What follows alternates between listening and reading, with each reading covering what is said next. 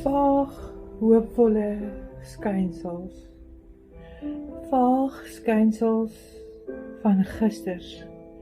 Ingebouwde herinneringe. Diep weggebare. Daar's hoop wat konkeldans deur gister se digte gordyne. Son wat deur miswolke glimlachend glimmend roep dans. Ek smag na weer leef, weer vertrou, weer saamstap. Maar gister het so sonnig geskyn, dag vir dag.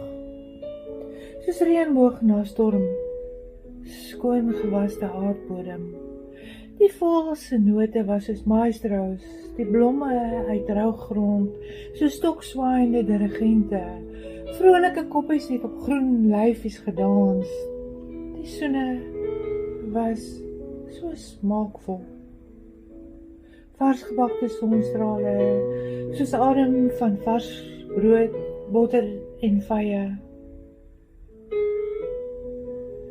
Nou is dit maar net vaag skynsels, met hoop wat telkens kom tart.